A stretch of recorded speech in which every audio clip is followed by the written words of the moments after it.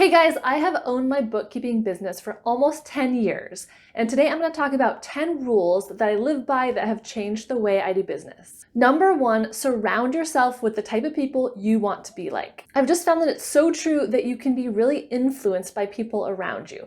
And so one way I interpret this is with not only physical people, but like books I read or YouTubers I watch. So if you're a bookkeeper, it might be really helpful to join some kind of networking group, or if you're in Bookkeeper Launch, participate in those and the chat sessions and all of the social stuff that sometimes it's easy to skip over. I just see this again and again. A couple of my really good friends have started businesses, and I feel like that made it easy for me to be like, oh yeah, I could do that. Or if I get together occasionally with my college friends, I feel like they're all doing like really interesting stuff, and I'm like, yeah, these are the type of people that I want to be with and be like. So of course, that being said, make sure to subscribe to my YouTube channel if you're interested in hanging out more. My name is Morgan, my website's FinePoints.biz. I have a free masterclass and checklist for bookkeepers you should definitely check out. And a thumbs up really does help me out a lot, so if you just want to take a minute and give this video a thumbs up, I would really appreciate it. Number 2, the time will pass anyway. So when I first was trying to figure out if I wanted to start this business or not, and when I wanted to start my YouTube channel or not, it seems like such like a big daunting task, right? But when I really sat down and analyzed my time, so 10 years ago I had a baby, which is a really busy season of life. But you know, once I kind of got into the swing of things with being a stay-at-home mom, I did analyze my time and kind of figure out that there was a lot of wasted time. So maybe I was watching TV or YouTube channels or just consuming media that was like not necessarily the most productive thing. So whether you start your bookkeeping business now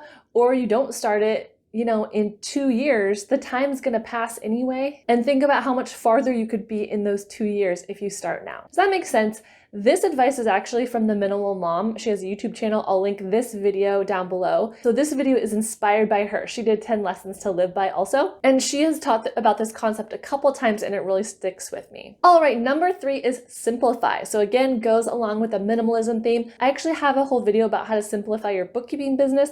The thumbnail looks like that. And basically the concept is get really good at one thing and then do it really well. There's multiple authors and YouTubers that talk about this concept as well. But if you're trying to be everything to everybody, oftentimes you're not really serving the client as well as you can. So maybe you are the bookkeeper that's known for cleanups.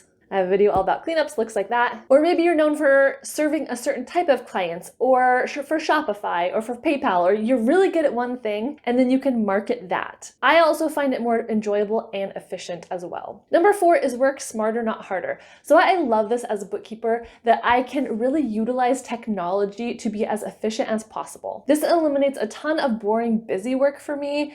You know, when I can like make QuickBooks create a rule to always categorize something the same way. Or instead of entering something manually, I'm able to upload a spreadsheet with all the information. Anytime I can create systems and processes in my bookkeeping business or for my clients, I love that, and I love to be as efficient as possible. Number 5 business rule that I live by is do what I want. And I'm thinking about this in terms of clients. So I don't anymore put up with toxic clients or nice clients that I don't want to work with, or clients that are too small or too complex or any of that. I don't know about you, but I feel like as I get older, I just get better at saying no and setting boundaries. Let me know in the comments if you have that same feeling. And then along with clients, do what you want in terms of what type of bookkeeping activities do you want to offer your clients. That is one of the great things about owning your own business, is you get to choose what you want to do and what you don't want to do. I have chosen not to do taxes, and I do not do any kind of manual payroll in QuickBooks.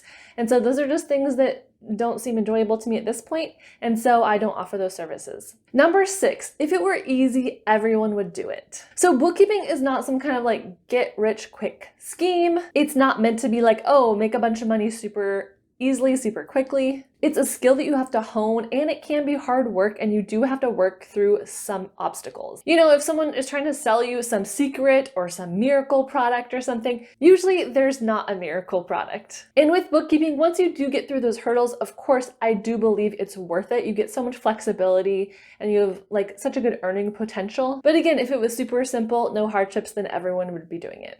I have a video about hardships too. I'll link that down below for you. Number 7 is pay yourself first. So there's a whole book out there and like a philosophy called Profit First, and I don't necessarily subscribe to that. And I'm definitely not an expert in that, and I don't even like necessarily promote it, but it does describe this phenomenon where sometimes small business owners get really stressed because they don't really have a system for their finances. And the point of this book is pay yourself first a certain percentage of your profit and then move on from there. And so you can kind of apply this as you want in your life, but I do always in the back of my mind make sure that my business is profitable. So if I'm spending tons of time on a client and I'm not getting, their monthly rate is kind of low, then I know that that's not profitable for me. When you first start your bookkeeping business, you will probably feel like you're spending a long time on things, you're still learning a lot, but at some point you want to make sure that you're, again, being efficient and earning the good income that you set out to earn. So pay yourself first. Number 8 is don't wait for motivation, just get started. So this is something I've heard from a couple influencers.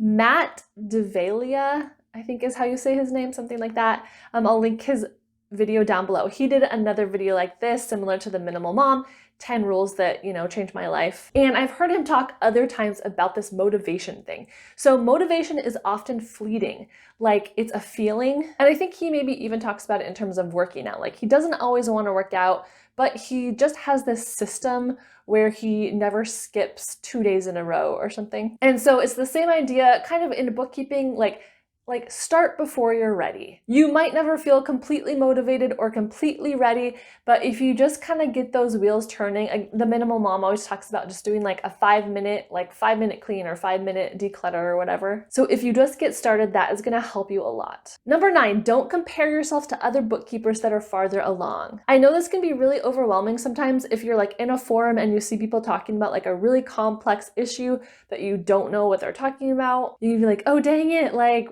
should I know this? But I think if you can kind of like take a healthy outlook on that in terms of, oh, I'm here now. This is where I started. I've gotten a lot better than that. And then maybe that's like a goal for the future. Like definitely approach any comparison with like grace and kind of a feeling of like curiosity for yourself. But it can definitely be overwhelming and like, kind of freeze you if you get too caught up in seeing where other bookkeepers are at that maybe is farther ahead of you. Number 10 is give back. Maybe there's a nonprofit that you can do a little bit of volunteer work for, or you can join a board as their treasurer, or you can volunteer for small business owners that have lower incomes, so maybe they can't afford a bookkeeper. Like there's organizations that help with that. So this may be different for every person, but I hear a lot of bookkeepers, myself included, who got into it to be helpful. And that's a balance because you want to make sure you're making income, like I said, and not letting people like take advantage of you. But it does really feel good to be able to give back. I'm trying as much as possible to kind of work that into my business structure as well. So like when you buy a class from me, $25 of every purchase goes to help entrepreneurs that are overseas and give them like business loans. So anything like that that can be like automatic, I think is a great idea too, because then you're not having to think about it all the time, but you just know like, oh, every Wednesday I go volunteer at this place. So once your business is up and running and you have the capacity to do something like that, I think that is a great idea. I would truly love to get to know you a little bit better in the comments. Let me know if there's any like business rules that you have found helpful. I'd love to hear what they are. And again, don't forget a thumbs up is really helpful to me, and subscribe for a new video every week. Thank you guys so much for watching, and I will talk to you soon.